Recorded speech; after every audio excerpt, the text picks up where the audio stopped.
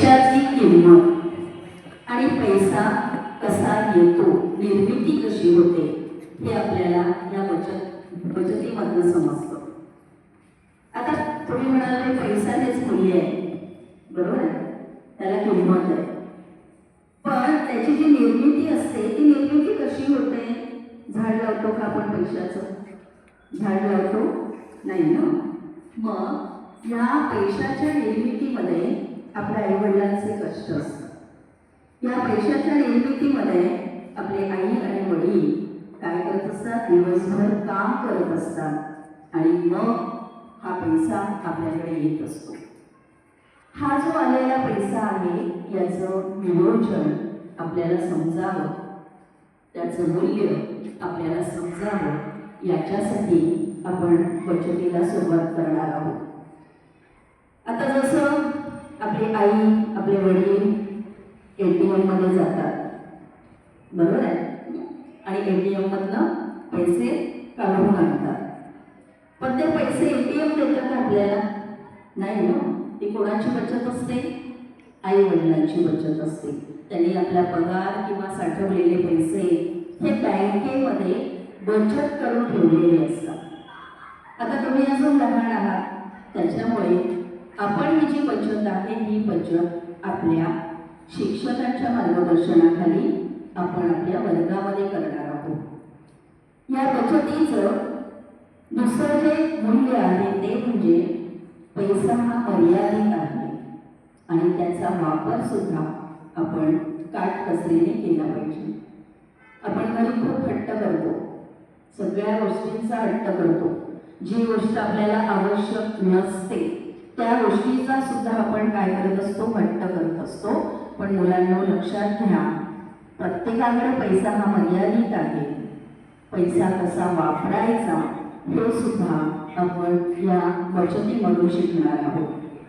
योग्य ठिकाणी पैसा वापरणं हे सुद्धा आपल्याला कळलं पाहिजे. मग योग्य ठिकाणी म्हणजे काय? तर गरज आणि इच्छा ह्या दोन गोष्टी वेगवेगळ्या आहेत. मगाशी मी असं सांगितलं की जर मला गरजेची एखादी वस्तू आहे तरच मी पैसा खर्च करेन, तरच आईवडिलांकडे मी हट्ट करेन. मग इच्छा त्याच्याकडे आहे, सायकल छान आहे मग मला तशीच पाहिजे, त्याच्याकडे छान पेन आहे मग मला तसाच पाहिजे. पेन छान असणं म्हणजे अभ्यास आणि अक्षर छान असणं असा त्याचा अर्थ होतो का? नाही. 2 रुपयाचा पेन घेतला, 5 रुपयाचा पेन घेतला, तुमचं अक्षर छान असेल तर तुम्ही छान लिहू शकता. आणि 100चा घेतला, 200चा घेतला, अक्षर घाण असेल काही फरक पडतोय का? नाही ना. म्हणून आपली गरज आणि इच्छा ह्या गरजेनुसार आपण पैसा वापरला पाहिजे. इच्छा झाली म्हणून पैसा आपण खर्च करायचा नाही, हे मूल्य आपल्याला या बचतीतून काय करायचंय? शिकायचंय. आता तुम्ही बचत करणार आहात. शाळेमध्ये वर्गामध्ये तुम्ही काय करणार आहात? गल्ल्यात पैसे टाकणार आहात आणि हे पैसे तुम्हाला खाऊसाठी दिलेले असतील, पाहुणे आले असतील त्यांनी तुम्हाला खाऊसाठी पैसे दिले असतील, किंवा एखादं काम छान तुम्ही केलं तर आईने तुम्हाला 10 रुपये 20 रुपये बक्षीस म्हणून दिलं असेल. काय करतो आपण? काय करतो त्या पैशाचं? चॉकलेट घेतो, कॅडबरी घेतो, मॅगी घेतो, पास्ता आणतो. जंक फूड आणि फास्ट फूड हे आपल्या चवीला छान लागतं म्हणून आपण त्याच्याकडे आकर्षित होतो, परंतु त्याचा शरीराला कोणताही फारसा उपयोग होत नाही. म्हणून असे जे पैसे आहेत हे पैसे आपण काय करणार आहोत? आपल्या वर्गाच्या बँकेत किंवा बचतीमध्ये आपण गल्ल्यामध्ये टाकणार आहोत. आता पुढचं जे मूल्य आहे किंवा तुम्ही जे या पैशाचं मूल्य शिकणार आहात, कळत नकळत तुमच्यावर जे संस्कार होणार आहेत ते म्हणजे संयम आणि ध्येय निश्चिती. जर एखाद्या मुलाला एखादी वस्तू हवी असेल किंवा सायकल हवी असेल तर वडिलांकडे हातपाय आपटून आदळून अगदी अबोला धरून आपण सायकल घेतो. मी तुमच्याशी नाही बोलणार, मला तुम्ही सायकल नाही घेऊन दे. पण याच्यातनं आपल्याला संयम असा शिकायचा आहे की नाही, मी वर्षभर काय करणार आहे, माझे पैसे साठवणार आहे. बरोबर आहे. वर्षभरात माझे पैसे साठले की त्याच्यात तुम्ही अजून थोडी भर टाका आणि मग आपण सायकल घेऊ. म्हणजे संयम आला की नाही, संयम शिकलो की नाही आपण.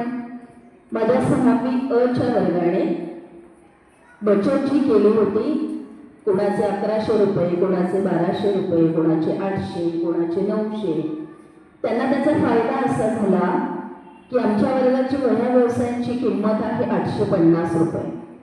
मला 2 दिवसामध्ये 40 जणांचे पैसे जमा झाले. कारण का, तर मी तो गल्ला जो आहे आमचा, ती जी बचत आमची जी आहे ती आत्ता तो गल्ला आम्ही फोडला आणि विद्यार्थ्यांना वाटला.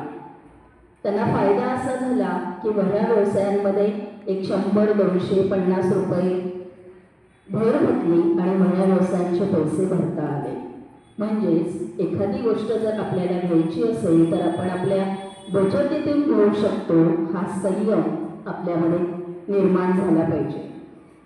त्याच्यानंतर मी मगाशी असं म्हटलं की एखाद्याकडे वस्तू असली की आपल्याला ती लगेच पाहिजे असते, परंतु या बचतीमधून तुम्ही वाट पाहणं, ज्याला आपण म्हणतो की एखादी वस्तू मला घ्यायची आहे की नाही, मला 2 महिन्यांनी मिळेल, 3 महिन्यांनी मिळेल, हे वाट पाहणं सुद्धा असतं ना. हे संयम जो असतो ना, तो अजून तुम्ही लहान आहात, तुम्हाला ते कळत नाही, पण मोठे झाल्यानंतर ह्या मूल्यांचा, ह्या संस्कारांचा तुम्हाला खूप उपयोग होणार आहे.